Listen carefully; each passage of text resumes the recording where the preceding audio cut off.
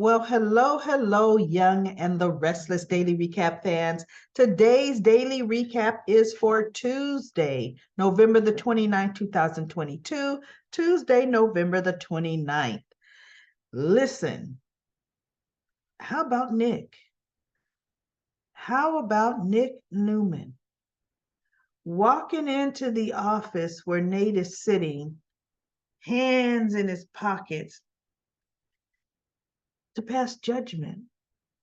Wow, Nick, just because your girlfriend's not working there anymore.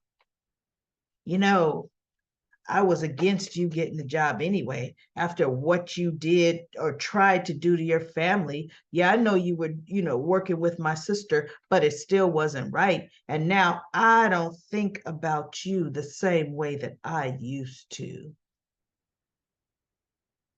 Well, sorry to hear that, Nick. you know, Nate was so diplomatic, trying to you just do the whole smooth thing, and Nick was being a jerk, right? And so he's like, Sally shouldn't, Sally was great at this job, or, she was really good at this job. And Nate's like, absolutely. She was definitely an innovator. I'm looking at some of the projects that she started and this, that, and wow, she's done a great job, which is why she should still. I mean, Nick was just being Nick, a butthead. Now we're not going to see him over there in Newman Media, right? Because Victoria is doing a switcheroo. See, first Nick couldn't stay out of Sally's office. Now Victoria can't stay out of Nate's office. She's probably already fantasizing about the San Diego trip that they're getting ready to take, just the two of them, so she can introduce him to some people. Right, Victoria. Right. Okay. We know what's going to happen on that San Diego trip. We all know, right?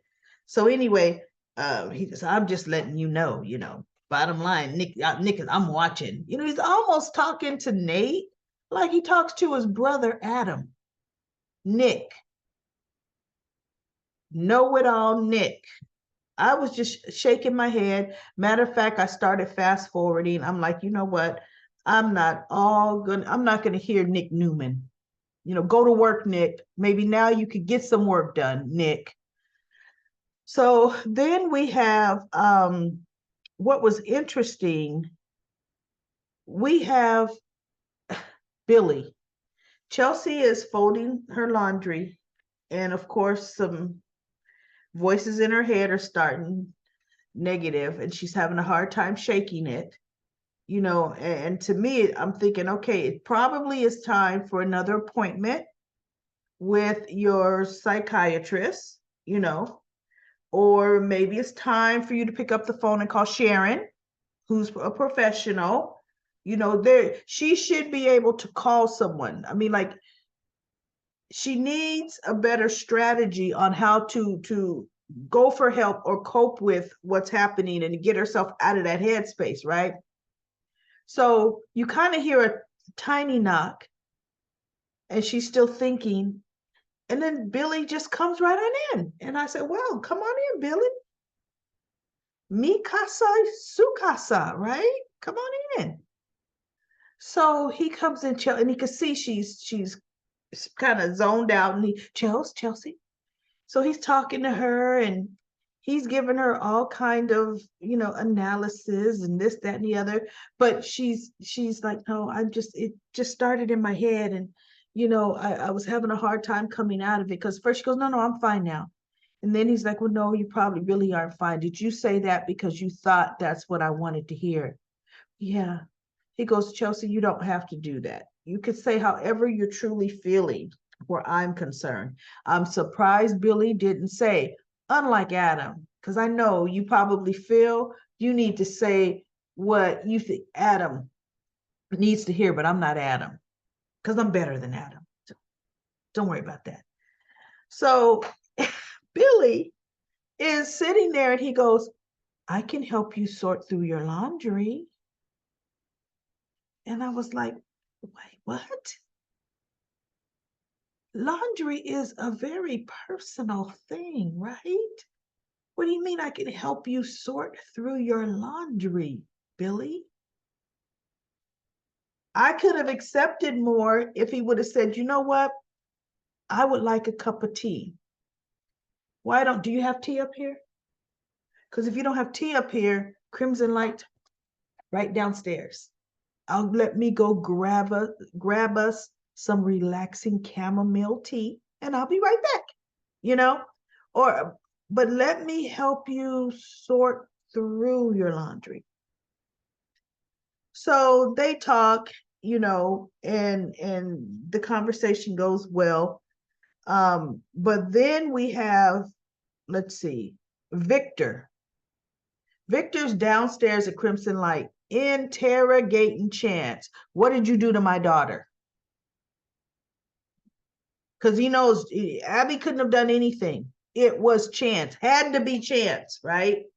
And Chance handled it very, very respectfully, and actually too respectfully, because Chance is hurting. And I would have gladly looked at her father and said, what do you mean, what did I do to your daughter? Obviously, your daughter hasn't told you that she cheated on me with Devon. So right now, Victor, I'm trying to get over the shock of what I walked in on. Okay? So now go find your daughter and go talk to your daughter. Right? But no, Chance plays it off like he's taking some, he took some of the blame because, work, maybe I was working on my, I was like, oh no, Chance, no. There's one thing in not punching folks out, but there's another thing in taking blame that is not your blame. No, you know. So anyway, Victor actually leaves the conversation really respecting Chance a bit more, but still not truly understanding, because he's like, something more has to be going on here. But Chance is like, I'm not at liberty to say, you know. So he doesn't even deal with that. So now we deal with we've got Chance talk to Victor. Abby drops off Dominic to Devon's place. And of course, now Devon puts Dominic down, comes back downstairs. So now he and Abby have to talk again. Has Chance, you talk to Chance? No, Chance isn't talking to me. He only relays information through the nanny about Dom. And, what about, no, Amanda hasn't, she's gone for good. Oh, well, Devon goes, but I don't regret what happened, because at the moment it felt right. And I thought, well, doggone it, that's how all affairs happen. At the moment, it always feels right, right? That doesn't mean it is right, because in the moment it felt right. And I thought, okay, these two are going to end up I was going to say in the sack again, but no, on the couch again, right? He goes, I don't regret it one bit. And she's looking in her mind like, neither do I. She just couldn't say it. She's like, oh. So they lean towards each other. They're getting closer and closer. And all of a sudden on the baby cam, wah, wah. So they both look at the baby cam and they kind of lean back. And then they look at each other again like, oops, was it going to just happen again? What was going to happen? We're not going to know why it was going to happen, but it was definitely going to happen. And next time I come by to drop off Dominic, it's going to happen. You can bet on it. So needless to say, they end the scene with them. Thank goodness that scene is left with them. And then we have Lily asks Billy to meet her for, I guess, some coffee because she was having coffee. And it's so interesting. Noah's nightclub. Now it's a night club. Aren't most nightclubs opened in the late afternoon or even evening? Noah's nightclub seems to be open at any time for anyone to just walk in, which would really make his overhead high because now he has to keep a couple of employees, at least one, there at any given time because Nikki and Phyllis might bring a guest over early because they don't want to be seen anywhere else. Because Audra might just pop in before work early, although Audra doesn't have work, but okay, Audra might just pop in. We have Lily saying, hey, let's meet over at the club. The club isn't open, but let's meet over at the club. So anyway, Billy comes and they're talking, and Lily is saying, I just wanted, to connect with you. You were gone when I got up. And it's like, I feel like we haven't had a chance. And Devon and I were talking about relationships and how before you know it, there's this distance. And I really feel like that's us. I want to really kind of connect with you. And he goes, no. And she goes, there's one thing I want from you, or I need from you. And he goes, well, what? And so she goes, you. And he goes, no, Lily, you have me. I am all yours, Lily, all yours. And so she goes, okay. And then Lily is starting to kind of pour her little heart out to him, talking to him, right? And as she's talking to him, he reaches in his pocket and he pulls out his cell phone. He don't have it way up here, but my camera don't show it down. He has it down, and he's looking down. She's talking to him. She's looking at the top of his head, right? Because he's looking down, checking, see, does he have any messages? And so she stops talking because she realizes he's not even listening to her. And she goes, is it Chelsea? Yeah, it's Chelsea.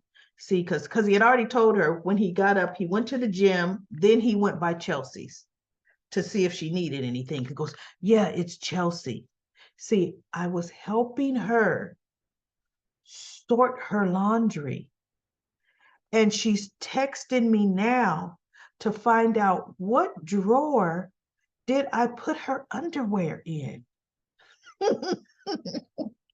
He didn't say that. He might as well have. He says, oh, she's talking to Chloe, her best friend. She's talking to Chloe, and I'm just making sure everything's going okay, that she doesn't need me. And so Lily looks at him and she goes, good. Chloe's involved. She goes, Billy, bottom line, Chelsea has plenty of people, but you're making it your mission that he goes, no, she didn't show up for Thanksgiving. So I got to make sure she's okay. Wait, that's going way far beyond the Call of Duty, right? So Lily says, I think it's you've taken on this crusade that since you left Chancellor Winters, you have to be this is your next high. You're the savior. You're Chelsea's savior, and she cannot exist without you. Well, that's unfair. That's not what's happening. She goes, yes. Chelsea does have a lot of people, Billy, that care for her. Chloe is one of them. And now that she's talking, Chloe's going to be stepping up. Says Adam is stepping up, right? And he's like, oh, yeah, Sharon is right in close proximity to Chelsea. She's like, you left the company because you said that you were trying to find your passion. What do you want to do with your life? And she goes, and you've derailed yourself onto this is consuming your life. And he goes, no, that's it. No, you're upset that I left the company. You're upset that's, and I told you I would stay. She goes, I'm not upset that you left the company, but you left the company for a reason, and the reason was you were trying to find find yourself. And what she's saying is, she goes, you are totally like consuming yourself in Chelsea's life, that is going to choke out her being able to have any other healthy relationships. And when Liddy said that, I thought, well, that's 100% true. It's true. Billy is trying, he is making it that he is her only safe place. And he's not her only safe place. Because as a matter of fact, can anybody tell other than me that we're going to start to see, well, no, Chance was always hiding out from Abby at the coffee house, right? Well, now we're going to have more encounters with Chance and Chelsea. And I do believe this is how they're going to make Chance and Chelsea get together now over time. Let's see. If they have 2 bump-in meetings at Crimson Lights where they're talking to each other, they're getting ready to write Chance and Chelsea as a storyline. And guess who's going to have a problem with that, everyone? Billy. Billy's going to have a problem with it, because he is going to find fault with Chance where Chelsea is concerned. But what else Billy's going to have a problem with is going to be the amount of time that he's going to start to see Lily and Daniel together, because that's getting ready to happen. You know, Lily and Daniel will be having lunch at Society, talking about the gaming platform, right? Billy's going to happen to mosey into Society and look like, well, what are they doing together? And then he's going to walk over like he did the last time, even though Lily was waiting for him to finally come back from Chelsea. And he'll be, hey guys, you know, what you doing? Work lunch. And then Billy's going to want to sit down at the work lunch and watch. Lily will do something like, you know what, Billy? Sorry, but Daniel and I have company business to discuss. And she'll mean that as a dig, you know, a company you're no longer involved with. You know, yeah, they're going to start writing some tension. And Daniel is going to be the one that is going to be that catalyst to you know, for Billy to start wanting to mark his territory where Lily is concerned, you know. So anyway, they both did not agree, because what Billy said, and he hit home, he made a good point where Lily was concerned. He says, no, Lily, see, you were happy when your main goal was to save me from myself. And now that I'm not with you 24/7, so you could try to save me from myself, you have a problem. And she's like, what? But in reality, that is, and Jill told Lily, see, by the way, what happened to Jill? They had her there for a day. They had her run into Sally Spectra, and I kind of thought something was going to happen with that, right? And we haven't seen Jill since. Now, look, does anybody wonder where Billy gets his Rolling Stone, can't stick with or stay anywhere for any length of time? He at least is a little better than Jill. So anyway, especially with her company in turmoil, the way it's in turmoil, where is she? So they kind of have a definite disagreement. And they didn't argue, but it's that quiet where you don't even argue anymore, that you start having wider and wider gaps. You know, soon it'll be, we don't even have anything to talk about when we sit down. You know, that's where they're headed with Billy and Lily, because all Billy can do is check his phone constantly when he's not glued to Chelsea's hip. And don't let Billy be with Chelsea and Lily's trying to reach him, Billy don't even really check his phone. Matter of fact, he'll turn it off.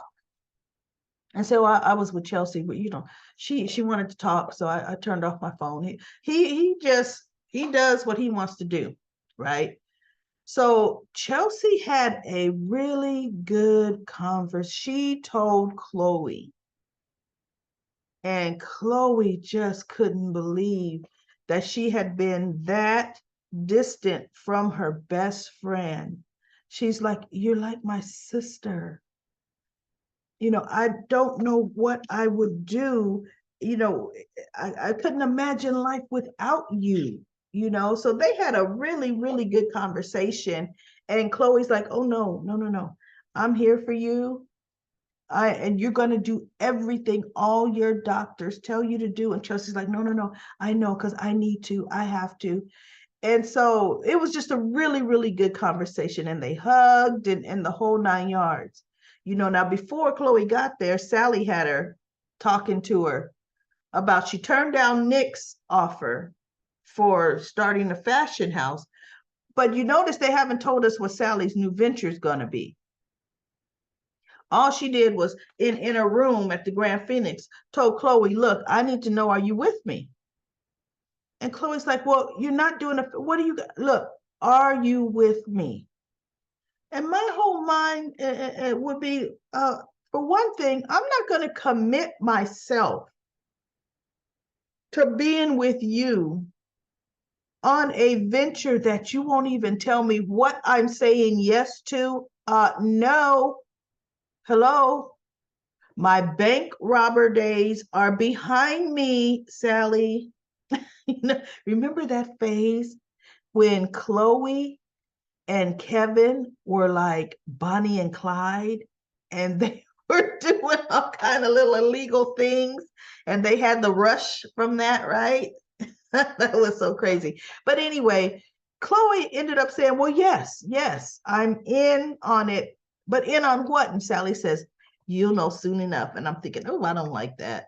But we shall see what's going to be up for grabs for Sally Spectra. What do you think it'll kind of rival maybe what Daniel's trying to do, but where is Sally Spectra going to go with it? I don't know. I don't know what they're about to do with Sally Spectra, but we shall see.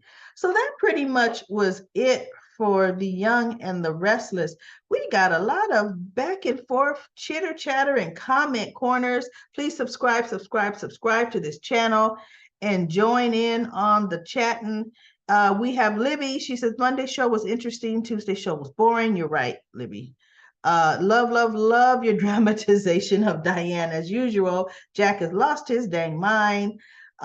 They wouldn't be in any of this mess if it wasn't for Diane. Sheesh. Carrie Joe. I don't know why I would say Carrie Jo, but I think that's part of your last name. Carrie Joe says, I had foster kids, a 9-year-old boy and a 12-year-old boy, plus a 16-year-old girl. I'm happy to say they are still in touch and call me their mom. Wow, that's really good. They were great kids. You see, there are a lot of children out there that do need loving, caring homes. Annette says, always enjoy your views. Thank you for keeping us up on the latest. You are welcome, Annette. Dito says, the actor who played Noah and Allie are being put on reoccurring status. I think part is to save money for the big 50th deal. I also think they're probably considering recasting Noah. This one makes me depressed. This Noah, I never connected with this Noah. Yeah, there's no life in him. There just isn't. He's just a Dennis Downer, right? If the writers happen to read this, here's what Diane is going to tell Jack when he finds out she's married to Jeremy Stark. She's going to say, Jack, I'm not married to Jeremy Stark. Taylor Jenkins is married to Jeremy. Right, I know. LOL, I claim copyrights to the statement, you guys. You got the copyrights, and Libby co-signed it. That's right. You got the copyrights, sister friend. So wondering how Noah's gonna play uh for all those Botox shots, how he's gonna pay for all those Botox shots. Now that's mean, Libby, in his expressionless face. I don't know why they picked him. I think because remember when they had Noah come to town, he was supposed to be depressed, but at some point his look never really changed, even when he was planning really good stuff, like Mariah and Tessa's wedding. He was still. They need a different Noah. Now the other actor we brought up, the last actor who played Noah, he was much better. But you know what? He's also older, I think, than this actor playing Noah. And then Libby says, I wasn't watching the show then, completely missed the introduction of Noah's character. Yeah, Noah's been aged in and out for years. But the actor that last played Noah as an adult, I think played Noah the longest. And even when they would bring him back reoccurring, it was usually that Noah coming back to town. And I liked that Noah. And then Libby says, well, that was not the first actor that played Noah. He has been played by at least 4 actors. 4 actors prior to this one. I'm talking about Robert Adamson. That's the last one. It says, Libby says, when they're going to recast and bring back Noah, a few years ago, Robert Adamson was on reoccurring status on the show Stumptown. I actually was a big fan of that show. And he also plays Michael Corinthos on General Hospital. When the actor who plays Michael is in and out because of sickness, they bring ex-Noah to General Hospital. It's funny, every time. For a while there, we didn't know who we was going to see, even within the same week that he would have to come in. And Annette says, I've been watching from day one when we were all young and restless. Now we're all old and helpless. Well, that could be the new name, The Old and the Helpless. Well, no, that they've already have that. That's called The Bold and the Beautiful. Anyway, Libby says, I know that's right. How do the actors who are my age look like they're still in their 30s and 40s? That's called stage makeup and really good work, cosmetic work. Because yeah, they do. They look pretty darn good. And Annette says, no, Lucy is missing, I bet. No, Lucy is with Heather, because right now they don't need Lucy. They're not trying to build a father relationship or a father, what do you call that, character back to the show. They're bringing Daniel back as this up and coming entrepreneur. Later, they could bring Lucy, but right now, bringing Lucy is not going to help with the ability for him to hook up with Lily again or hook up with anybody else, because realistically, after work, he would have to take care of his daughter. So they'll, like he said, she's with Heather for months, for the foreseeable future. And then Annette says, I miss Neo, one smart, handsome man. And then Libby says, so fine. Annette says, where is Lucy? Something's going on strange there. Yeah, we think, well, remember, Daniel did tell Phyllis that he and Heather are having problems. So they're probably working out, more, even though that is Daniel's biological daughter. Maybe Heather's more hands-on. We don't know the relationship he has with Lucy, even though he says she's the inspiration for his video game. But right now she's with Heather. And LaShanta says, no, Lily did cheat with Kane's friend. Okay. Lily's always she always judges Billy. She's mad because he left the company. Really, they have problems ever since Jill made Lily CEO instead of equal partners. That is so right.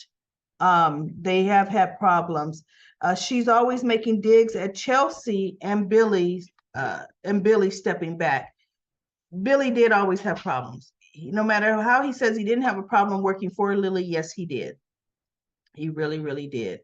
And then Belinda says if Nate had brought this idea to them, Devon would have instantly shot it down. Yes, he would have.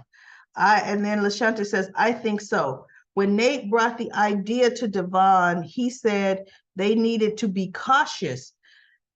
Yeah, initially with the whole doing their own doing the whole festival thing. It says Nate went against Devon and listened to Amani about the podcast promise that didn't come to pass. And the podcast was before he even came up with the festival idea. Because Nate wanted to bring on a whole bunch of podcasts, and Devon said that, bottom line, they would, yes, they all agreed on the podcast, but Nate went ahead and just said 50 podcast and just announced all of that. It's like, wow. And then Libby says, I think so too. Daniel's idea is completely out of their wheelhouse, whereas Nate's idea was completely related to what Devon's company was all about. Plus, I'm sick and tired of artists and doctors becoming business moguls overnight. That is funny. They're all now experienced enough to do all of that. But we shall definitely see what's going to happen. I mean, it's almost looking like the whole takeover, the whole going public thing is dropped. To me, they've dropped a whole lot of storylines that they were talking about moving forward. They've kind of put a lot on a back burner. They really, really have. So let's see if they're going to spice it up, because I thought it was supposed to get really good and juicy in November, and it just really didn't. So anyway, that is it for today's episode, today's daily recap of The Young and the Restless. I will see you tomorrow.